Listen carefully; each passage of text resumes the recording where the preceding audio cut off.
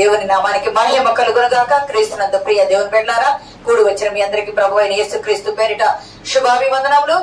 ఈ రోజు మన అంశము, పోయిన వారం ఏం అంశం చెప్పాం గుర్తుంది ఎవరికైనా? పోయిన వారం ఏం అంశం చెప్పాం గుర్తుంది ఎవరికైనా? గట్టిగా గట్టిగా చప్పట్లు వస్తాయి, గట్టిగా చెప్తే చెప్పాలి. Very good. వీళ్ళందరూ చప్పట్లు కొట్టడం ఒకసారి. దేవుడు నిన్ను తలగా నియమించే దేవుడు. దేవుడు నిన్ను ఎలా నియమిస్తానని చెప్తున్నాడు లోకంలో. గమనించండి, మనం ప్రార్థన ఎక్కడ చేయాలా? మన నియామకం ఎక్కడ ఉండాలయ్యా అంటే పరలోకంలో మనం ప్రార్థన చేయాల్సిన అవసరం ఉందా?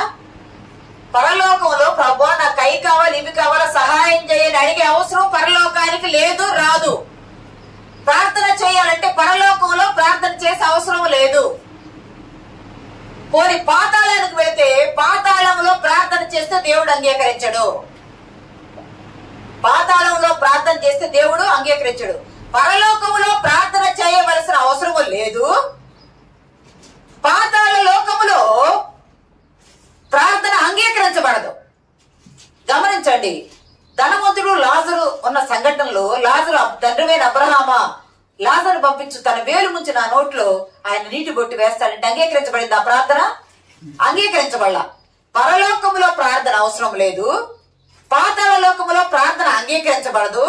ప్రార్థన చేయవలసిన సమయము చేసే స్థలము భూలోకమే. నీవు భూమి మీద ఉన్నప్పుడు ప్రార్థన చేస్తే ఆ ప్రార్థన దేవుడు అంగీకరిస్తాడు. కాబట్టి ప్రియ సంగమా, దేవుని బిడ్డలారా, ప్రభు సన్నిధానంలో ప్రార్థన చేసే సమయము, ప్రార్థన చేసే స్థలము భూమి మీద మాత్రమే. మనం విశ్వాసంగా ప్రార్థన చేస్తే ఆ విశ్వాసపు ప్రార్థన దేవుడు అంగీకరిస్తాడు. పోయిన వారం అంశం చెప్పుకున్నాము. ద్వితీయోపదేశ కాండము 28వ అధ్యాయము 1 నుండి 14 వచనాల్లో ఆశీర్వాదాలు ఉన్నాయి. 1 నుండి 14 వచనాల్లో ఆశీర్వాదాలు, అన్ని ఆశీర్వాదాలే. మనిషి పుట్టిన మొదలుకొని చనిపోయిన తర్వాత కూడా వచ్చే ఆశీర్వాదాలతో సహా అన్ని ఉన్నాయి. ద్వితీయోపదేశ కాండము 28వ అధ్యాయం 1 నుండి 14, 15 నుండి 28 వరకు అన్ని శాపాలు ఉన్నాయి. 15 నుండి 28 వరకు అన్ని శాపాలు దేవుడు నీ ఎదుటి పెట్టాడు. నీకు మేలు కావాలా, కీడు కావాలా, ఆశీర్వాదం కావాలా, శాపం కావాలా, ఏమి కావాలో కోరుకోండి అని స్వేచ్ఛను మనకిచ్చాడు దేవుడు. ప్రియ సంగమా, అలాగూ కోరుకున్న వాళ్ళు, మేలు పొందుకున్న వాళ్ళు ఉన్నారు. దేవుడు అంటున్నాడు ఈ ద్వితీయోపదేశ కాండము 28వ అధ్యాయంలో, చదవండి 14వ వచనంలో ఒకసారి. అన్యుల దేవతలను అనుసరింపకయు వాటిని పూజింపకయు నున్నాడేలా నీవు అనుసరించి నడుచుకోనవలనని నేడు నేను నీకు ఆజ్ఞాపించిన నీ దేవుడైన యెహోవా ఆజ్ఞలను విని వాటిని అనుసరించి గైకొనే ఎడలా యెహోవా నీవు తలగా నియమించును గాని తోకగా నియమింపడు. ప్రియ సంగమా, దేవుని బిడ్డలారా, ఇక్కడ దేవుడు చెప్తున్నాడు, నేను నీకు ఇచ్చిన ఆజ్ఞలను కట్టడలను నీవు అనుసరించి నడిస్తే నిన్ను తలగా నియమిస్తా గాని తోకగా నియమించను. దేవుడు ఎట్లా అన్నాడు? నిన్ను ఎలా నియమిస్తాను? తలగా నియమిస్తాను. మనము తలను హెబ్రీలో రోష్ అంటారని చెప్పుకున్నాం. హెడ్, తలను రోష్ అనే మాటతో పిలుస్తారని పోయిన వారం చెప్పుకున్నాము. దేవుడు భూమి మీద ఉన్న తన భక్తుల్లో కొంతమందిని ఎన్నుకున్నాడు, తలగా నియమించడానికి ఎన్నుకున్నాడు. పోయిన వారము దేవుడు తలగా నియమించడానికి ఎన్నుకున్న వారిలో మొట్టమొదట యేసేపును మనం జ్ఞాపకం చేసుకున్నాం. యేసేపును ఎందుకు తలగా నియమించాడయ్యా? బానిసగా వెళ్ళిన యేసేపు చేతులు కట్టుకుని వెనక్కి పెట్టుకుని సంఖ్యలు 105వ కీర్తనలో చూడవలసిన 105వ కీర్తనలో కదా, సంఖ్యలు వేయబడ్డ ఆ చేతులతో వెళ్ళిన, కాళ్ళకు సంఖ్యలు వేయబడి ఇనుప సంఖ్యలతో బాధించబడిన యేసేపు ఐగుప్తు దేశానికి బానిసగా అమ్మబడి ఒక స్త్రీ చేత నిందను అవమానమును భరించి చెరసాలకు వెళ్ళిన యేసేపును దేవుడు మర్చిపోకుండా, అన్నలో అసూయకు వ్యసనానికి గురైపోయిన యేసేపును దేవుడు విడిచిపెట్టకుండా ఎక్కడైతే బంధించబడ్డాడో, ఎక్కడైతే అవమానించబడ్డాడో, ఎక్కడైతే నిందించబడ్డాడో, ఎక్కడైతే ఆహారం కొరకు ఎదురు చూశాడో, ఎక్కడైతే తాను ఉన్న ప్రాంతం నుండి దాటిపోకుండా ఉన్నాడో అటువంటి యేసేపును తలగా నియమించి ఆ దేశమంతా సంచారం చేసి అధికారం ఇచ్చాడు. ఇరుముతో బాధించబడిన చేతులు, కాళ్లకు బంగారపు గొలుసు, బంగారు ఉంగరం పెట్టే స్థితి అయిపోయింది. వస్త్రము లేకుండా దిగంబరుగా చిన్న గోసగుడ్డ పెట్టుకుని ఉన్న యేసేపుకు సన్నపు నార వస్త్రములు ధరింపజేశారు. కాళ్లతో ఇనుప సంఖ్యలతో బాధపడుతున్న ఏమని స్తుతులు పలికించారు? ప్రపంచంలో 2వ అధిపతిగా ఉండుటకు దేవుడు కార్యం చేశాడు. ప్రియ సంగమా, దేవుని బిడ్డలారా, అట్టి ఆధిక్యత దేవుడు యేసేపునకు ఇచ్చాడు. ఎందుకు ఇచ్చాడంటే యేసేపు మనుషుల దగ్గర, దేవుని దగ్గర నమ్మకత్వం కలిగి ఉన్నాడు. దేవుని నామానికి మహిమ కలుగును గాక. యేసేపును దేవుడు తనగా ఎందుకు నియమించాడంటే మొట్టమొదటి జ్ఞాపకం పెట్టుకోవాల్సింది మనుషుల దగ్గర, దేవుని దగ్గర నమ్మకత్వం కలిగి జీవించాడు. నమ్మకత్వం కలిగి ఉన్నాడు కాబట్టి యేసేపును దేవుడు తలగా నియమించాడు, తోకగా నియమించలేదు. మన వారు చెప్పే గుర్తుందో లేదు, దేవుడు అసలు ఏమి కోరుకున్నాడయ్యా, మనుషుల నుండి ఏమి కోరుకున్నాడయ్యా అంటే ఆయనను మాత్రమే ఆరాధించాలని కోరుకున్నాడు. అందుకని ఇశ్రాయేలు జాతిని ఎన్నుకున్నాడు. ఇశ్రాయేలు జాతిని ఏం చేశాడు? తలగా చేశాడు. ఎందుకని మనం చెప్పారు కదా, ఒక జంతువు ఎలా నడుస్తుందో ఏమి నిర్ణయిస్తుందయ్యా అంటే ఆ జంతువు నడిచే ఆ నడకను నిర్ణయించేది తల. ఒక జంతువు నడుస్తూ వెళ్తున్న జంతువు ఏ వైపుకు వెళ్తుంది, ఎలా నడుస్తుంది అని నిర్ణయించేది ఏమిటాయంటే ఆ జంతువు యొక్క తల. తల ఎటువైపు నడుస్తుంటే తోక అటువైపు వస్తా ఉంటుంది. ప్రియ సంగమా, సర్వలోకానికి ఇశ్రాయేలు జాతిని దేవుడు తలగా నియమించాడు. నా ఆజ్ఞలు గైకొని వాటిని పాటించి వాటి ప్రకారం నడిస్తే నేను నిన్ను తలగా నియమిస్తాను, పై చెప్పబడిన ఆశీర్వాదాలని నీకు ఇస్తానని చెప్పి యేసేపునకు చెప్పాడు. భవిష్యత్ ద్వారా మనకు విజయోపదేశ కాండంలో చెప్పబడింది. అటువంటి యేసేపును తలగా నియమించాడు. ప్రియ సంగమా, ఈ రోజు 2వది ఏమిటంటే దేవునికి నమ్మకంగా జీవించాడు కాబట్టి యేసేపును తలగా నియమించాడు. ఈ రోజు 2వ వ్యక్తి ఎవరయ్యా అంటే దేవుడు తలగా నియమించబడిన వ్యక్తి ఎవరయ్యా అంటే బైబిల్ గ్రంథంలో మోజెస్ ఇంగ్లీష్ లో మోజెస్ అని పిలుస్తున్నాం కానీ ఇది ఈజిప్ట్ వర్డ్. ఈజిప్ట్ భాషలో చెప్పబడ్డ మాట. మోజెస్ అనే మాటకు అర్థం అవుట్ ఆఫ్ నీటి నుండి తీయబడినవాడు. నీటి నుండి తీయబడినవాడు, అవుట్ ఆఫ్ వాటర్, నీటిలో నుండి తీయబడ్డవాడు.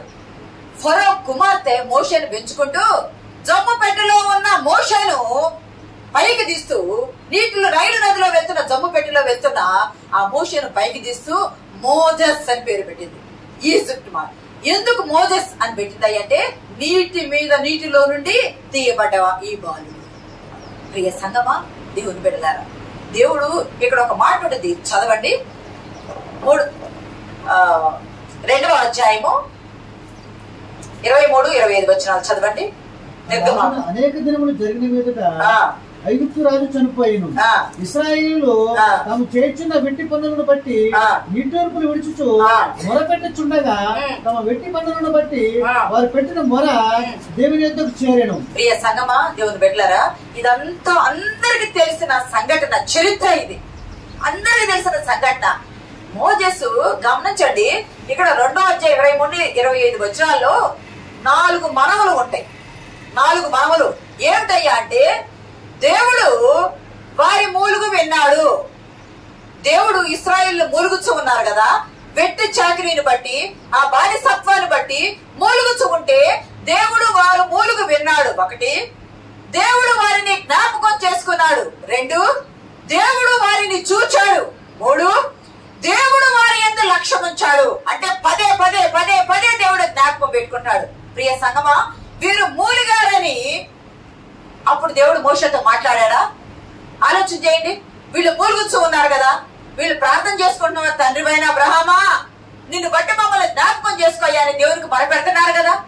వీళ్ళు మొరపెడుతున్నారని దేవుడు మోషేతో మాట్లాడా?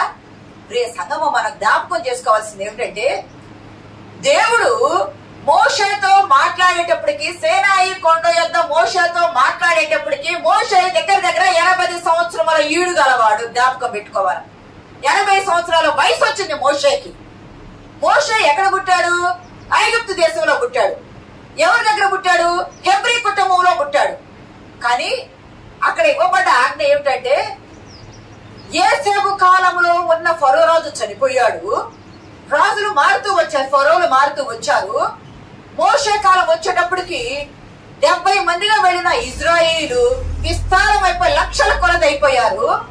వాళ్ళు అనుకున్నారు వీరు పరాయి దేశం నుండి వచ్చారు, పరాయి బానిసలు, మనక జనం కంటే వీళ్ళ జనం ఎక్కువ అవుతున్నారు కాబట్టి రేపు మన మీద వీళ్ళు తిరుగుబాటు చేసి మాదే అధికారము ఆధిక్యత అంటారేమో అని భయపడి మగపిల్లలు పుడితే ఏప్రిల్లో చంపేసేయండి అని మంత్రస్వాములకు ఆజ్ఞయించాడు. మగపిల్లలు పుడితే చంపేయండి అని. దేవుడు ఎంత గొప్ప దేవుడు. మోషే పుట్టాడు ఆ కాలంలో. ఏ కాలంలో? మగపిల్లలు పుడితే చంపేయమని ఆజ్ఞ ఇచ్చిన కాలంలో మోషే పుట్టాడు.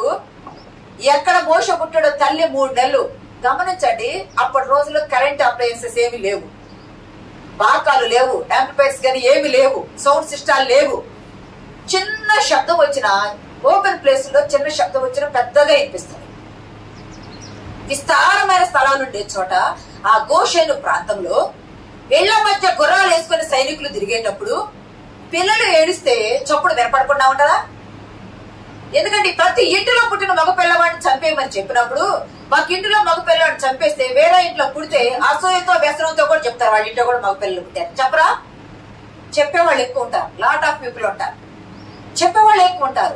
అసూయతో వ్యసనంతో మా కుటుంబం లేదు వారి కుటుంబంలో ఎందుకు ఉండాలి అన్న కక్ష కొలది చెప్పేవాళ్ళు ఎక్కువ ఉంటారు. ఆ పరిస్థితుల్లో 3 నెలల పాటు తల్లి ఎకబీతు ఎంత భద్రంగా కుమారుడిని భద్రపరిచింది. ఏడుపు అనేది ఆ గిట్టల చప్పుడు వినబడక ముందే, ఆ గుర్రముల కాలి చప్పుళ్ళు కూడా వినబడక ముందే, ఆ రథముల చప్పుళ్ళు వినబడక ముందే, సైనికుల శబ్దాలు వినబడకుండా ఆ సైనికులకు పిల్లవాని ఏడుపు వినపడకుండా 3 నెలల పాటు భద్రపరిచింది. ఈ పిల్లవాని నీకు నేను దాయలేననుకొని ఒక జమ్ము పెట్టి తయారు చేసి దానికి కీలు పూసి నైలు నదిలో వదిలింది. నైలు నదిని దేవుడిగా భావిస్తారు ఐగుప్తీయులు. నైలు నదిలో మొసళ్ళు ఎక్కువ ఉంటాయి. 3 మాసాలున్న ఆ పసిగుడ్డును ఎంత దుఃఖంతో తల్లి నైలు నదిలో వదిలిపెట్టింది.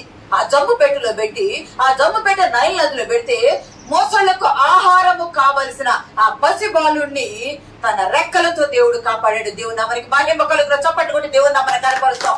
ఆ పసి బాలుణ్ణి ఎప్పుడయ్యా వదిలిపెట్టిందంటే ఫరో కుమార్తె స్నానానికి వచ్చే ఏటి ఒడ్డుకు స్నానానికి వచ్చే సమయంలో ఆ కుమార్తె ఎదుటికి జమ్ము పెట్టే వెళ్లే రీతిగా ప్రణాళిక సిద్ధపాటు చేశాడు దేవుడు.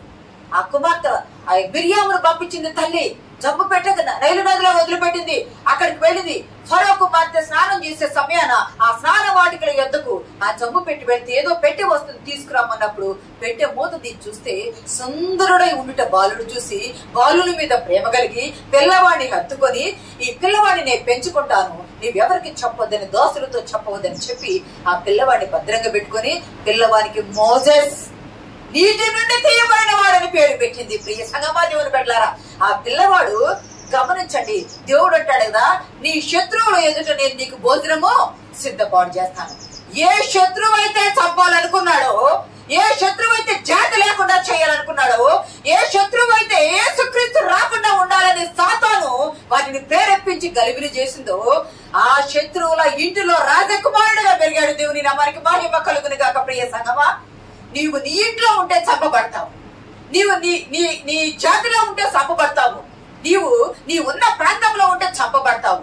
నిన్ను చంపకుండా నీకు ఆహారము, వస్త్రము, నివాసము, పోషణ, సంరక్షణ, కాపుదల అన్ని ఇచ్చి ఫరో కుటుంబంలో ఫరో రాజవంశీకులుగా 40 సంవత్సరాల పాటు పెరిగాడు మోషే. ఎంత ప్రణాళిక! 40 సంవత్సరాల పాటు రాజకుమారుడిగా పెరిగాడే.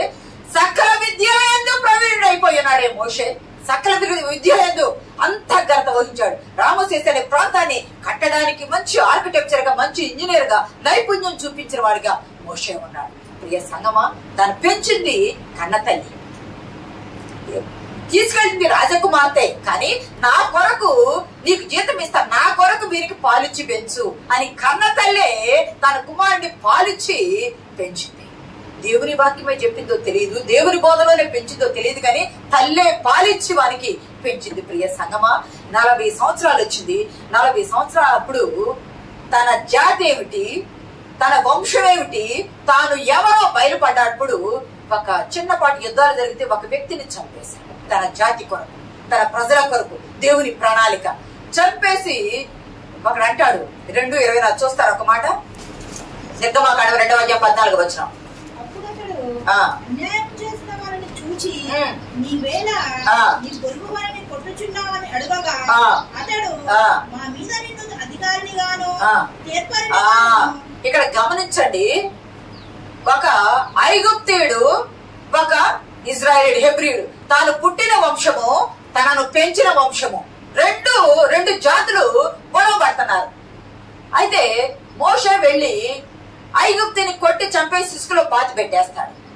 ఇంకొకసారి వెళ్ళేటప్పుడు ఇద్దరు తన జాతి వాళ్లే, తన తల్లి రక్త జాతి వాళ్లే, తన తండ్రి జాతి వాళ్లే కొట్టుకుంటా ఉంటే, మీరెందుకురా అన్నదమ్ములు లాంటి వాళ్ళు కొట్టుకుంటారు, మంచిగా ఉండాలి కదా అని చెప్తే, అక్కడ వాడు అంటున్నాడు తన జాతి వాడే, అరే మాకు మంచిగా చెప్తున్నాడు అని అనుకోలా, విషం చింపేస్తున్నారు. నిన్నెవరో అధికారిగా, నిన్నెవరో తీర్పులుగా న్యాయాధిపతిగా మా మీద పెట్టారు, నిన్ను అధికారిగా పెట్టారు మా మీద, నిన్ను న్యాయాధిపతిగా పెట్టారు మా మీద, మాకెందుకు నువ్వు తీర్పు తీరుస్తున్నావు?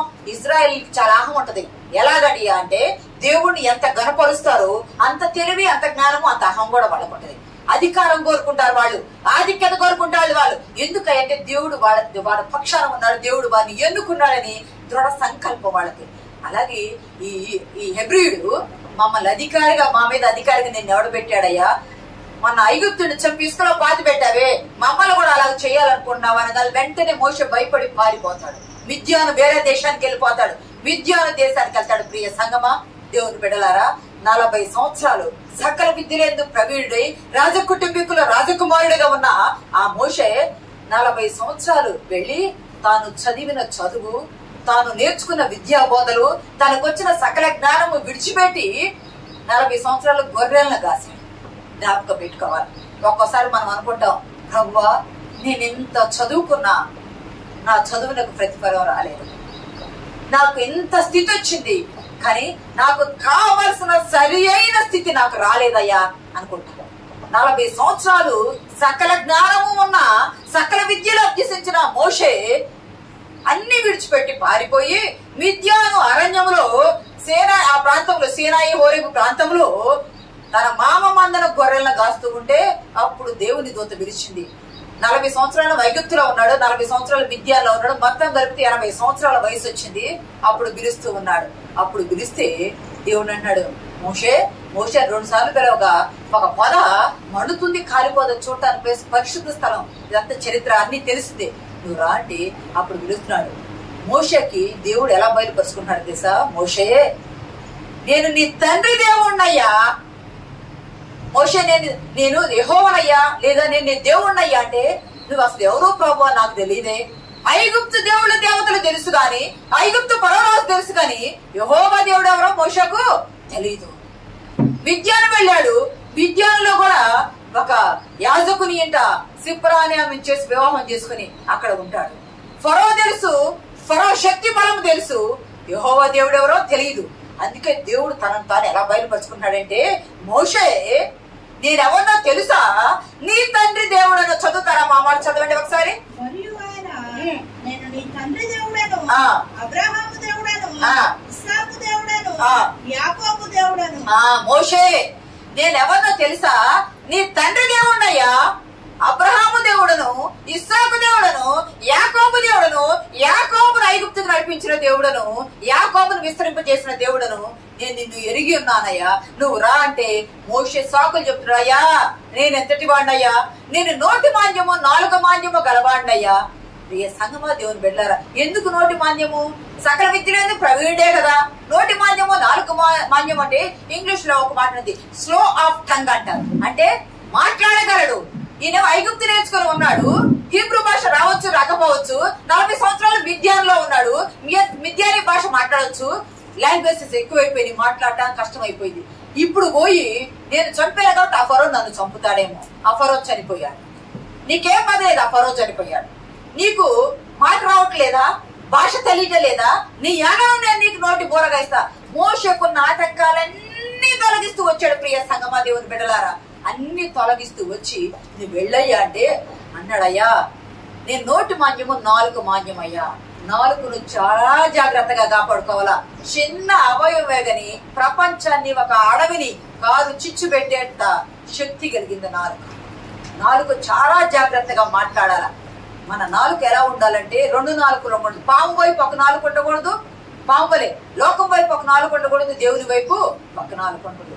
ఒక్క నాలుగుతోనే యేసేపు నమ్మకత్వం కలిగి దేవుడుకున్నాడు, నమ్మకత్వం కలిగి మనుషుకున్నాడు, తలగా నియమించబడ్డాడు. ఇక్కడ ప్రియ సంగమా మోషే కూడా దేవుని మాట దేవుడు చెప్తా ఉంటే, అయ్యా నాలుగు మాన్యం గలవాళ్ళంటే మగవాళ్ళకు నోరు ఇచ్చిన వాడని నేనే కదా, చెవిటి వాళ్ళకు చెవులు ఇచ్చిన వాడు నేనే కదా, కుంటి వాళ్ళకు కాళ్ళు ఇచ్చిన వాడును నేనే కదా. ఇక్కడ యెషయా గ్రంథం 6:10 ఒక మాట ఉంటుంది చూడండి. వారి కన్నులతో చూచి, చెవులతో విని, హృదయంతో గ్రహించి, మనసు మార్చుకొని స్వస్థత పొందకపోవునట్లు ఈ జనుల హృదయము ప్రభు చేసి వారి చెవులు మందపరచి. ఈ జనులు ఎలా ఉన్నారంటే కళ్ళతో చూస్తారు, చెవులతో వింటారు, నోటితో మాట్లాడతారు, హృదయము గ్రహించినట్టు నటిస్తూ జీవిస్తూ ఉంటారు. అలా ఉంటే కాదయ్యా, రక్షింపనేరకున్నట్లు యెహోవా హస్తము కొరచ కాలేదు 59లో ఉంటుంది దేశాలు, విననేరకున్నట్లు ఆయన చెవులు మందము కాలేదు. ఇశ్రాయేలీయులు ఇక్కడ మొరపెడతా ఉంటే విననేరక ఉండటానికి దేవుడు చెవులు మందమైన చెవులు కాదు. ఇక్కడ ప్రభు అన్నాడు, వింటారు, చూస్తారు, హృదయంలో గ్రహించి నా యొద్దకు వాళ్ళు రారయ్యా. విననేరకున్నట్టు నా చెవులు మందం కాలేదయ్యా, ఆలకింపకుండా ఉండకు చెవులు మూసుకోలేదయ్యా. నేను మీ కొరకు ఉన్నా. వారి మూలుగును విన్నానయ్యా, వారి బాధను చూశానయ్యా, వారి యందు లక్ష్యం ఉంచానయ్యా. వాళ్ళు నాలుక తప్పిపోయే మనుషులు, కానీ వారి కొరకు నేను స్థిరమైన అబ్రహాముకు వాగ్దానం చేశాను కదా, నా నాలుక 2 మాటలు మాట్లాడదయ్యా. మోజెస్ నా నాలుక 2 మాటలు మాట్లాడదు. అబ్రహాం, ఇస్సాకు, యాకోబులకు నేను వాగ్దానం చేశాను కదా, నా నాలుక ఒక్క మాటే మాట్లాడింది. ఎదుటి ఒక మాట, వెనక ఒక మాట ఉండదు. ముందైనా వెనకైనా, మనిషి ఉన్నా లేకపోయినా, తరతరాలైన 400 సంవత్సరాలైనా నా మాట స్థిరము. దేవుని నమ్మిన వారు కూడా వారి మాట అలాగే ఉండాలి. మనుషులు ఎదుట ఒక మాట, సంఘం ఎదుట ఒక మాట, సంఘం వెనక ఒక మాట మాట్లాడకూడదు ఎవరైనా. ప్రియ సంగమా, దేవుని బిడ్డలారా, ఇక్కడ నాలుకను గురించి చాలా జాగ్రత్తగా దేవుడి గురించి ఇక్కడ ఒక మాట ఉంది. వాళ్ళ నిట్టూర్పులు నేను విన్నానయ్యా. నిట్టూర్పులు వెంటమంటే ఏమిటో తెలుసా ఇక్కడ అర్థం? ప్రియ సంగమా, దేవుని బిడ్డలారా, నిట్టూర్పులు అంటే చేతులు విరిగిన వ్యక్తిని సూచిస్తా ఉంది. చేతులు, ఒక వ్యక్తికి చేతులు ఉన్నాయి, చేతులు 2 విరిగిపోయినాయి. వాడు తినాలంటే తినలేడు, కడగాలంటే కడగలేడు, తాగాలంటే తాగలేడు, ఏమి చేయాలన్నా చేయలేడు. అప్పుడేమొస్తుంది? నిస్సహాయ స్థితిలో ఊర్పులు వస్తాయి, అంటే మూలుగుతో కూడిన ఉచ్చారణ వస్తుంది, నిట్టూర్పులు వస్తాయి అన్నమాట. ఏమీ చేయలేని నిస్సహాయ స్థితి, ఇతరుల మీద ఆధారపడే స్థితి వస్తుంది. దేవుడు అంటారు, నేను నీకు చేతులుగా ఉన్నాను, నేను నీకు చేతులుగా అంటే నిశ్చయముగా తోడై ఉంటాను నేను నీకు. మోషే నువ్వు వెళ్ళు అంటే, అయ్యా నన్ను అంటారు, నేను ఎంతటి వాడినయ్యా, నువ్వెవరవయ్యా అంటారు వాళ్ళు. నేను ఎంతటి వాడినయ్యా అంటే, ఎందుకంటే 2వ అధ్యాయం 14లో అన్నారు కదా, నిన్నెవరు నియమించారు, నువ్వు మా మీద అధికారి, నువ్వేమన్నా న్యాయం తెచ్చడానికి న్యాయాధిపతి అన్నారు కదా, ఇశ్రాయేలు అధికారం అడుగుతారుగా. నేను వెళ్ళి, అయ్యా నేను మోషేనయ్యా, దేవుడు నన్ను పంపించాడయ్యా అంటే, నీ దేవుడు ఎవరు అంటారు, నువ్వెవరో అయ్యా అంటారు. నీ పేరేమిటో నాకు తెలియదయ్యా, నాకు ఇచ్చే అధికారం ఏమిటో తెలియదయ్యా అంటే, నేను ఉన్నవాడినయ్యా, నీకు తోడుగా ఉండేవాడినయ్యా, వాళ్ళని విడిపించడానికి వారి వెంట వచ్చేవాడినయ్యా.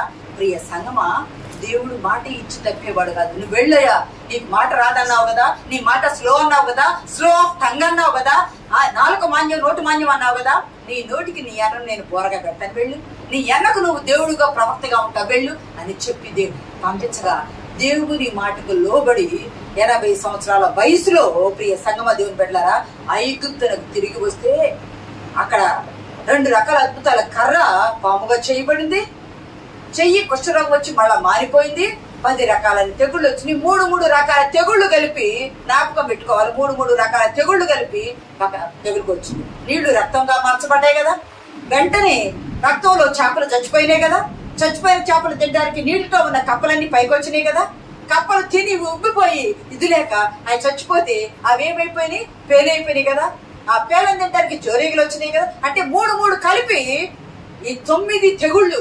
ఒకటైతే 10వ తెగులు జ్యేష్ఠ కుమారుడు చంపేయడం. ప్రియ సంగమా, ఎంత గొప్ప దేవుడు! ఒక ప్రాంతంలో, ఒకే దేశంలో, ఒక ప్రాంతంలో అందరికీ ఆరోగ్యము, అన్ని అవకాశాలు, ఒక ప్రాంతంలో అన్ని తెగుళ్ళు. ఇప్పుడు మళ్ళా కరోనా వస్తుంది, మళ్ళా ఇంకో స్టార్ట్ అయింది. తెలంగాణలో కూడా 1 వచ్చింది, ఆంధ్రాలో 2 వచ్చినాయి. జాగ్రత్తగా ఉండాలి. ఇటువంటి తెగుళ్లే, అప్పుడు వచ్చిన 10 తెగుళ్ళు కూడా ఇటువంటి తెగుళ్లే. తెగులు వస్తే ఎంత జాగ్రత్తగా ఉండాలా, కరోనా వస్తే ఎంత జాగ్రత్తగా ఉన్నాము. అక్కడ కూడా 10 రకాలైన తెగుళ్ళు. 10వ తెగులు తొలిచూలు సంతానం. గమనించండి, తెగులు అంటే అందరికి రావాలి కదా. ఒక దేశంలో ఉన్న ప్రతి ఇంటికి తెగులు వచ్చింది, ఐగుప్తీయులకు, కానీ అదే దేశంలో ఉన్న ఇశ్రాయేలుకి ఏమి రాలేదు. ఎందుకంటే తోడై ఉన్నాడు దేవుడు. ప్రియ సంగమ, దేవుని నామానికి మహిమ కలుగును గాక. ఎక్కడ 7:11 ఒక మాట అంటే చూడండి. ఇక్కడ గమనిస్తే వారు ఆలకింపనులక మూర్ఖులై వినకుండా చెవులు మూసుకొని అయితే చెప్పారు 10 రకాలైన తెగుళ్ళు పంపిస్తే అయ్యా కఠినపరుస్తా, ఫరో హృదయం కఠినపరుస్తా, తర్వాత శాశ్వతంగా మీరు వచ్చేస్తారయ్యా అని విసుగు కలిగింది. కొన్ని రోజులు తెగులు వచ్చి విడుదల వస్తుంది, కొన్ని రోజులు తెగులు వచ్చి విడుదల వస్తుంది, కొన్ని రోజులు తెగులు వచ్చి విడుదల వస్తుంది. అలా వస్తే ప్రజలకు విసుకొచ్చిందా రాదా? విసుకొచ్చి మోషే మీద, దేవుని మీద తిరుగుబాటు చేస్తే మోషే బాధపడతాడు, దేవుని ఎదుగుడు దుఃఖపడతాడు. అయ్యా ఏంటి బాధ అని. ప్రియ సంగమా, దీనికి అర్థం ఏమిటంటే భారమైన పనిముట్టు అని అర్థం అంటారు. ఈ తెగుళ్ళు వస్తాయి, ఈ పని బాధ్యత తీసుకున్నాడు కదా మోషే. మోషే తీసుకున్న పని బాధ్యతను ఏమంటారంటే భారమైన పనిముట్టు. అది సహాయపడవలసిన పనులకు కూడా భారం వల్ల అడ్డంకిగా మారే ఆలోచన అయిపోయిందంట. తీసుకొస్తానని వచ్చాడు మోషే, తీసుకురాబోయేటప్పటికి ఫరో అడ్డుపడుతున్నాడు. కఠినమైపోయింది ఇక్కడ. ప్రియ సంగమా, దేవుని బిడ్డలారా, ఎంత కఠినమైన దేవుడు చెప్పాడు. నీవు 7:14-20 చూడవసరం లేదు, కానీ మోషే అహరోనుకు చెప్తాడయ్యా ఫరో మనసు కఠినమైంది, కానీ నువ్వు వెళ్ళి చెప్పంటే దేవుని మాటకు విధేయుడయ్యి అక్కడికి వెళ్ళాడు. కాబట్టి నా ఇల్లంతటిలో నమ్మకమైన వాడు మోషే అని చెప్పబడింది. మోషే వంటి ప్రవక్తను మీకు పంపిస్తానని చెప్పబడింది. మోషే దేవుని మాటకు విధేయుడయ్యాడు. అహరోను కూడా దేవుని మాటకు విధేయుడయ్యాడు. ప్రధాన యాజకుడు అయ్యాడు అహరోను. ప్రియ సంగమా, దేవునికి యేసేవేమో నమ్మకత్వం కలిగి జీవించాడు. మోషే ఎలా జీవించాడయ్యా అంటే విధేయత కలిగి జీవించాడు. అంటే దేవుని మాటకి ఎన్ని శ్రమలు వచ్చినా, ప్రజలు తిరుగుబాటు చేసినా విధేయత కలిగి జీవించాడు. కాబట్టి మోషే దేవుడు తలగా నియమించాడు. ఎంతగా తలగా నియమించాడయ్య అంటే మోషే సమాధి ఎక్కడుందో తెలియదు, చనిపోయింది ఎక్కడ, చనిపోయి పలానా పర్వతం నెబో పర్వతం అంటారా అంటే మనకు తెలియదు, మనం చూడలేదు. కానీ యేసుక్రీస్తు ప్రభు వారు రూపాంతరం తాబోరు కొండ మీద ఏలియాను మోషే ఇద్దరు యేసుక్రీస్తు ప్రభు వారి యొద్దకు వచ్చి మాట్లాడారని బైబిల్లో నూతన నిబంధన. అంటే నమ్మకమైన వారిగా ఎంచాడు కాబట్టి యేసుక్రీస్తు ప్రభు వారితో దిగి వచ్చి మాట్లాడుకు కృప చూపించాడు దేవుడు. దేవుని నామానికి మహిమ. నిన్ను తలగా నియమిస్తానయ్యా. తలగా ఎందుకు నియమిస్తున్నాడంటే ఎఫెసీ గ్రంథం, ఎఫెసీ పత్రిక 1:22 ఒక మాట ఉంటుంది చూడండి.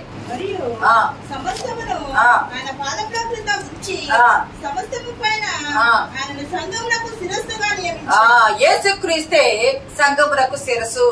ఏ దేవుడు తలగా నియమిస్తానయ్యా అంటే యేసుక్రీస్తు ప్రభు వారు సంఘానికి శిరస్సుగా ఉన్నారు కదా. ఆయన బిడ్డలు శిరస్సుగానే ఉండాలి కానీ తోకగా ఉండకూడదు కదా. మోషే చేతి కర్ర ఇచ్చి కర్ర పడవేయమన్నప్పుడు అది పామైంది కదా. నువ్వు పామును తోక పట్టుకోయా అన్నాడు కదా. పట్టుకునే వాళ్ళు దాన్ని తోక పట్టుకొని తలను కిందకి వేలాడదీస్తారు కదా. తోక ఎందుకు పట్టుకున్నారయ్యా అంటే తోక మోషే పట్టుకుంటే తలను చిత్తగొట్టేది యేసుక్రీస్తు ప్రభు వారు. దేవుని మనకి మహిమ కలుగును గాక. సాతాను తల చిత్తగొట్టేది యేసుక్రీస్తు ప్రభు వారు. అయ్యా నేను నిన్ను తలగా నియమిస్తా, రోష్ తలగా నియమిస్తానని చెప్పి ఐగుప్తు దేశంలో ప్రపంచంలో 2వ అధికారిగా ఉండే అధికారం యేసేవునికి ఇచ్చాడు. ప్రపంచంలో ఇన్ని రకాలైన తెగుళ్ళు అద్భుతాలు చూపించి అన్ని లక్షల ప్రజలు నడిపించడానికి నాయకునిగా నాయకత్వాన్ని ఇచ్చి నడిపించి తలగా నియమించాడు దేవుడు. ఎవరిని? మోషని. మోషే విధేయత చూపాడు కాబట్టి తలగా నియమి. ఎన్ని శ్రమలు, ఎన్ని కష్టాలు, ఎంత దుఃఖమో. ఒకసారి అయితే తన నోటి వెంట కాని మాట పలికాడు, పెదవులతో కాని మాట పలికాడు. అందుకే ఈ లోకపు వాగ్దాన దేశాన్ని చేరలేకపోయాడు. కానీ పరలోకములో తండ్రి యొద్ద ఉన్నాడని రోజు ఎందుకయ్యా అంటే కారణం ఏమిటయ్యా అంటే యేసుక్రీస్తు ప్రభు వారి ఎదుగు ఏలియాతో పాటు పరలోకానికి ఆరోహణమై వెళ్ళిపోయిన ఏలియాతో పాటు దిగి వచ్చాడు. ప్రియ సంగమా, దేవుని బిడ్డలారా, యేసేవును తలగా నియమించాడు దేవుడు. మోషేను తలగా నియమించాడు దేవుడు. ఎందుకంటే మనల్ని కూడా తలగా నియమించుతారు దేవుడు.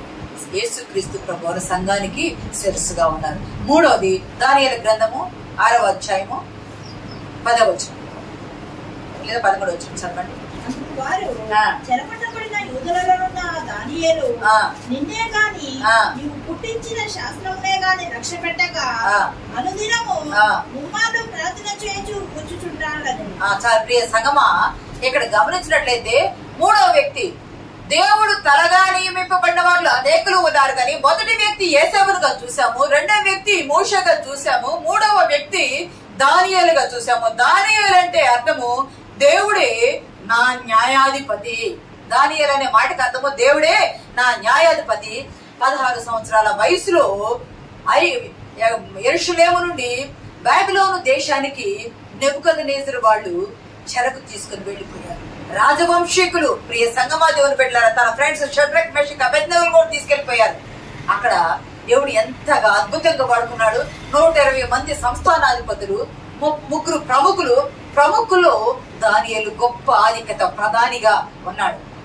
పరాయి దేశం నుండి వచ్చిన వాడు మా బబులోను దేశం మీద అధికారిగా ఉండటం ఏందని అసూయతో, కింద వాక్యాలు చదవండి 12, 13, అసూయతో వ్యసనంతో దానియేలు మీద చాడులు చెప్పడానికి మాదీయుడైన దర్యావేషుకు, ప్రియ సంగమా, ఆ దర్యావేషుకు ఏమి చెప్పారయ్యా అంటే, ఒక 30 రోజుల పాటు బబులోను దేశం అంతా ఏ మనిషికి గాని ఏ దేవునికి గాని నమస్కరింపకూడదు, నీకు మాత్రమే ఏదైనా చెప్పుకోవాలి, నీకు మాత్రమే చెప్పుకోవాలని చెప్పి, ప్రియ సంగమా, ఆజ్ఞ పెడితే ఆజ్ఞకు రాజు ఒప్పుకొని ముద్ర వేయగా దానియేలు రాజు శాసనం ఉన్నా రాజుకు లోబడాలి. కానీ రాజు కూడా మరణిస్తాడు కదా. మనుషులైతే మరణిస్తారు, దేవుడైతే సజీవుడు. దేవునికి కదా నేను లోబడాల్సిందని యథావిధిగా యూదులు యెరూషలేము తట్టు తిరిగి ప్రార్థన చేస్తాడు. తాను ప్రధాని అయినప్పటికీ తన ఇంటిలోనికి వెళ్లి, గదిలోనికి వెళ్లి దేవాలయము తట్టు కిటికీలను తెరచి దేవునికి ప్రార్థన చేస్తూ ఉండగా ప్రత్యక్షంగా చూపించి పట్టుకున్నారు. అసూయ పరులైన వ్యక్తులు ప్రత్యక్షంగా చూసి, వీడేమిటి మా మీద అధికారిగా ఉండటం ఏమిటి, తట్టుకోలేక ప్రత్యక్షంగా పట్టుకొని తీసుకువెళ్లి అక్కడ 30 రోజుల్లో ఏ వ్యక్తి అయినా రాజులకు తప్ప వేరే వాడికి ముఖ్య ప్రార్థన చేస్తే సింహాల బోన్లో వేయమనేది రాజ శాసనం అయితే, శాస్త్రం ప్రకారం సింహాల బోన్లో వేయబడాల. రాజు ముద్ర వేసిన తర్వాత అర్థమైంది సింహాల బోన్లో వేయబడుతుంది దానియేలు అని. రాజు దానియేలుని ప్రేమించాడు. మాదీయులకు గాని పార్షికులకు గాని ఒక శాసనం ముద్రించబడిన తర్వాత దాన్ని తిరిగి మార్చడానికి అధికారము లేదు. ప్రియ సంగమా, ఇప్పుడు ఉన్నటువంటి ఇరాన్ ప్రాంతం అది. అలా ఉన్న సమయంలో దానియేలు తీసుకుని వెళ్లి సింహాల బోనులు వేశారు. రాజు కలవరపడిపోయాడు, రాత్రంతా నెమ్మది లేకుండా ఉన్నాడు. కానీ దానియేలు అక్కడ ఎలా జీవించాడయ్య అంటే, నెబుకద్నెజరు కాలంలోనేమో నెబుకద్నెజరు కలొచ్చింది, కల మర్చిపోయాడు. కలొచ్చింది, కల మర్చిపోయాడు. కలభావం చెప్పండి అంటే ఎలా చెప్తారు? వాళ్ళకు దూరి వారి కలభావం చెప్పలేదు కదా. అయితే అందరికి చంపమని ఆజ్ఞ వచ్చినప్పుడు, జ్ఞానులందరినీ, పండితులందరినీ చంపమని ఆజ్ఞ వచ్చినప్పుడు, అప్పుడు దానియేలు దేవుడు బయలుపరిచాడు. దానియేలు వచ్చి, పరలోకమందు మాకు దేవుడున్నాడు, ఆయన మాత్రం చెప్పగలని కలల భావము, అతను కలగని కల మర్చిపోతే మర్చిపోయిన కలల భావం చెప్పే కృప చూపించి తన దేవుడిని మహిమపరిచాడు. దేవునికి మహిమకరముగా జీవించాడు దానియేలు. దేవుని నామానికి మహిమ కలుగును గాక. నెబుకద్నెజరు కాలంలో ఇప్పుడు దర్యావేషు కాలం వచ్చింది. ఇప్పుడు దర్యావేషు కాలం వచ్చింది. దానియేలు కాలంలో ఉన్న 4 రాజులు 3వ రాజు దర్యావేషు కాలం వచ్చింది. ఇప్పుడు సింహాల బోన్లో వేయమన్నారు, మార్చడానికి లేదు. గమనించండి, దానియేలు దేవుని యొద్ద మోకరిల్లాడు కదా, దేవుని యొద్ద మోకరిల్లి ప్రార్థన చేస్తూ ఉన్నాడు కదా. ప్రార్థన చేస్తున్నందుకే కాదు, అప్పుడేమో కలభావము చెప్పకపోతే మరణం వచ్చింది. మరణాన్ని దేవుడు తప్పించి దేవుడు మహిమపరచబడ్డాడు దానియేలు ద్వారా. ఇప్పుడేమో ప్రార్థన చేయకుండా ఉండాలని ఆజ్ఞ వచ్చింది, ప్రార్థన చేస్తున్నందుకు మరణం వచ్చింది. గమనించండి, ప్రార్థన చేస్తున్నందుకు మరణం వచ్చింది. మరణం వస్తుందని తెలిసినా నేను బ్రొక్కవలసిన తండ్రికి అని చెప్పుకొని బ్రొక్కితే ప్రార్థన చేసినందుకు, ప్రియ సంగమా, సింహాల బోన్లో వేయబడ్డారు. ఆకలి నకనకలాడుతూ ఉన్న ఎన్నో రోజులు పెట్టి ఆహారం పెట్టకుండా, ఆ కింద భాగం చూస్తే ఆరోగ్యం కింద భాగం చూడవసరం లేదు కానీ, ఆ సింహాలంట ఎముకలతో సహా కొరికి పొడి చేసిన ఏనుంటది. అంత ఆకలిగా ఉన్న సింహాలకు దానియేలు వేయగా, రాయి వేసి పైనుండి గుహలో, కింద నుండి పైనుండి గుహలో, సింహాల గుహలో వేయగా, కిందకు వచ్చిన దానియేలును సింహాలు ఏమి చేయలేదట. దేవుడు తన దూతలు పంపించి దానియేలు కాపాడి తెల్లవారగట్లే దర్యావేషు పరిగెత్తుకుంటూ వచ్చాడు. జీవము గల దేవుని సేవకుడు అయిన దానియేలు, నిత్యము నువ్వు సేవించుచున్న నీ దేవుడు నిన్ను రక్షింపగలిగిన. అబ్బా, ఎంత మాట! జీవము గల దేవుని సేవకుడు. చదువుతారు ఒక మాట గట్టిగా, మాట గట్టిగా. దగ్గరకు రాగానే దుఃఖ స్వరముతో దానియేలును పిలిచి, జీవము గల దేవుని సేవకుడు అయిన దానియేలు, నిత్యము నీవు సేవించుచున్న నీ దేవుడు నిన్ను రక్షింపగలిగిన. అంటే రాజు చిరంజీవి అగును గాకయ్యా, రాజు చిరంజీవి అగును గాక, నువ్వు సదాకాలం జీవించాలయ్యా. నా దేవుని దృష్టికి నేను నిర్దోషినిగా కనబడుతుంది, నా దేవుని దృష్టికి నేను నిర్దోషినిగా కనబడుతుంది కనుక నా దేవుడు తన దూతను పంపించి నన్ను కాపాడాడు, సింహాల గుహలో నుండి తీయబడ్డాడు. ఎవరైతే అసూయతో చెప్పారో వాళ్ళు సింహాల గుహలో వేయబడ్డారు. ప్రియ సంగమా, దేవుని బిడ్డలారా, యేసేపు మానవునికి దేవునికి నమ్మకత్వంగా బ్రతికాడు. మోషే దేవునికి విధేయత కలిగి బ్రతికాడు, చెప్పిన మాటే విన్నాడు, విధేయత కలిగి బ్రతికాడు కనుకనే దేవుడు తలగా నియమించారు వాళ్ళని. దానియేలు దేవునికి మహిమకరముగా జీవించాడు, దేవుని నామానికి మహిమ కలుగును గాక. దానియేలు దేవుని నామానికి మహిమకరముగా జీవించాడు. ప్రియ సంగమా, కీర్తన 5వ అధ్యాయం 7వ వచనం, కీర్తన 5 సంకీర్తన 5:7 చదవండి. నీ ఎడల భయభక్తులు నీ కృపాతిశయమును బట్టి నీ మందిరంలో ప్రవేశించేదను, నీ ఎడల భయభక్తులు కలిగి నీ పరిశుద్ధాలయము దిక్కు చూచి నమస్కరించేదను. అయ్యా, నేనైతే నీ పరిశుద్ధాలయము దిక్కు చూచి నేను నమస్కరించేదను. దానియేలు చేసింది అదేగా, దేవుని పరిశుద్ధాలయం దిక్కు వైపు తిరిగి చేతులెత్తి ప్రార్థన చేస్తూ ఉన్నాడు, నమస్కరిస్తూ ప్రార్థన చేస్తూ ఉన్నాడు. అపోస్తల కార్యాలు 5:29 కూడా ఒక మాట ఉంటుంది, చదవండి. అందుకు పేతురును అపోస్తలులను మనుషులకు కాదు దేవునికే మేము లోబడవలను కదా. వీళ్ళు అంటారు, మీరేమిటయ్యా మేము బోధించవద్దని చెప్పాం కదా, మీరు ఎందుకు బోధ చేస్తున్నారా అంటే పేతురు అపోస్తలులు అన్నారు, మేము మనుషులకు కాదు కదయ్యా, మేము లోబడవలసింది ఎవరికి? దేవునికి లోబడాలి కదయ్యా. ఆ మాట రాజశాస్త్రం ఉన్నప్పటికీ దానియేలు ఎవరికి లోబడ్డాడు? జీవము గల దేవునికి, దేవుని మాటకు లోబడ్డాడు, అంటే దేవుని నామాన్ని మహిమపరిచాడు. ప్రియ సంగమా, దేవుని బిడ్డలారా, నేను నా దేవుని దృష్టికి నిర్దోషినిగా కనబడుతుంది. దేవుని యందు భక్తి గలవాడైనందున ఆ సింహాలు నాకు ఏ హాని కూడా చేయలేదు. ప్రియ సంగమా, గమనించండి, సింహాల గుహలో వేసిన తర్వాత రాయిని అడ్డం పెడతారు కదా, సింహాల గుహలో ఉండి కూడా మోకరిల్లి ప్రార్థన చేసుకున్నాడు కదా. రాజు తల ఎత్తి శాసనం ఇచ్చాడు, గుహ యొద్దకు వచ్చి తల వంచి గుహలోకి చూస్తూ జీవము గల దేవుని సేవకుడు అయిన దానియేలు అని తల వంచి రాజు చూస్తూ పిలుస్తూ ఉంటే, గుహలో ఉన్న దానియేలు, చీకటిలో ఉన్న దానియేలు గుహలో తల పైకెత్తి రాజు చిరంజీవి అగుగాక అని చెప్తున్నాడు. దేవునికి ఎంత మహిమ! మన దేవుడు ఎటువంటి దేవుడు అయ్యంటే, సముద్రము లోపల ఉన్నా కాపాడే దేవుడు, సింహాల గుహలో ఉన్నా కాపాడే దేవుడు. నీకు ఆహారం లేకపోతే చెరలో ఉన్న ఇనుము నిన్ను బాధించిన బయటికి తీసుకొచ్చి నిన్ను రాజుగా చేసే దేశానికి ప్రాధాన్యత చేసిన దేవుడు.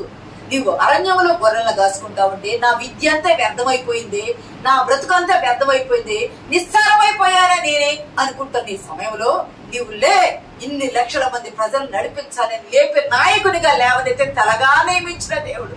ప్రియ సంగమా, దేవుని బిడ్డలారా, ఈ రోజు వాక్యం ద్వారా దేవుడు మనతో మాట్లాడుతున్నాడు. నువ్వు ఎలాగుండాలి అంటే, నువ్వు ప్రార్థనలో తలదించుకున్నావు అనుకో, కుటుంబంలో, సంఘములు, సమాజంలో నువ్వు తలెత్తుకొని బ్రతుకుతావు. నువ్వు ప్రార్థనలో తలదించుకొని బ్రతకాల. నువ్వు ప్రార్థనలో దేవుని సన్నిధానంలో దేవునికి నీ తల అప్పగించాలా, రోషు నీ తలను అప్పగించాలా. అయ్యా, నా శిరస్సు వంచుతున్నా, ఎందుకంటే నాకు శిరస్సు నువ్వు, నా శిరస్సు వంచుతున్నా, నాకు శిరస్సు నువ్వు. నిన్ను శిరస్సుగా నేను చేసుకుంటే నువ్వు నా తల పైకెత్తి చూస్తావయ్యా, నా తల పైకెత్తేటట్టు చేస్తావయ్యా, నా తల పైకెత్తి నడిపించేటట్టు చేస్తావయ్యా. యేసేపును చేసావు కదా, మోషేను చేసావు కదా, దానియేలు చేసావు కదా, షడ్రకు మెషకు అబేద్నెగోను చేసావు కదా, ఈ రోజు నీవు నన్ను కూడా చేస్తావు. నేను తల వంచుకొని నీ సన్నిధిలో తల దించుకొని ప్రార్థన చేస్తున్నా. నా శిరస్సు నీవు తండ్రి, నీవు నాకు శిరస్సుగా ఉన్నప్పుడు నా తల ఎత్తువానిగా ఉంటావు, నన్ను నడిపించువానిగా ఉంటావు. నేను నిట్టూర్పులు విడుస్తున్నప్పుడు నా చెయ్యి పట్టుకుని వారిగా ఉంటావు, మాటలన్నప్పుడు నాకు నాలుకగా ఉంటావు. నాలుకలు మాట మార్చే నాలుక దేవుంది. 400 సంవత్సరాల క్రితము అబ్రహాములకు వాగ్దానం చేస్తే, వాగ్దానం చేయబడిన అబ్రహాంకి మాటను 400 సంవత్సరాల తర్వాత మోషే కాలంలో దేవుడు నెరవేర్చాడు. సంవత్సరాలు మారవచ్చేమో గాని మారని దేవుడు నిన్ను, నీ పిల్లలను తరతరాలు ఆశీర్వదిస్తానని చెప్పిన దేవుడు. నువ్వు దేవునికి నమ్మకత్వం కలిగి ఉండు, ప్రజలకు నమ్మకత్వం కలిగి ఉండు. యేసేపులో నీవు ఆశీర్వదించబడతావు. ఇనుము నిన్ను బాధించవచ్చు, బంగారంతో దేవుడు నిన్ను నింపుతాడని ఇక్కడ చెప్తూ ఉన్నాడు. నీవు దేవునికి విధేయత కలిగి జీవించు, నీ సరస్సు దేవుని దగ్గర ఉంచు. దేవుడు నిన్ను తల ఎత్తుకునేటట్టు బ్రతికింప చేస్తాడు. నీవు దేవునికి మహిమకరముగా దానియేలు వలె జీవించు. సింహాల బోన్లో ఉన్న నిన్ను తల పైకెత్తాడు. ఆ రాజు తల దించుకుని దేవుని సేవకుడైన దానియేలు అని పిలిచాడు. దానియేలు తలపైకెత్తి దేవుడిని మహిమపరిచాడు.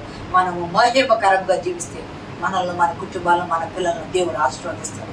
నీకే కొదవులు ఉన్నాయి ఈరోజు. నీ కుటుంబంలో నీకున్న సమస్య, నీకున్న బాధ, నీకున్న కష్టము, నీకున్న అనారోగ్యము, నీ జీవితంలో ఉన్న లోపము అన్నిటినీ సరిచేయడానికి పరాయి దేశాల్లో ఈ ముగ్గురు ఆశీర్వదించబడ్డారు. జ్ఞాపకం పెట్టుకోండి. వారున్న దేశాల్లో కాదు, పరాయి దేశాల్లో పరాయి బానిసలుగా ఉన్నారు, అక్కడ ఆశీర్వదించబడ్డారు. ఈ రోజు నువ్వు ఎక్కడున్నావు? సాతానుకు బానిసగా ఉన్నావా?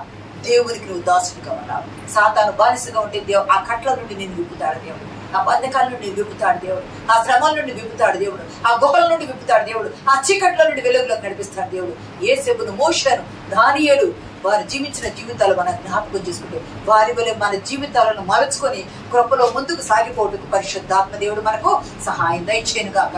ఆమేన్.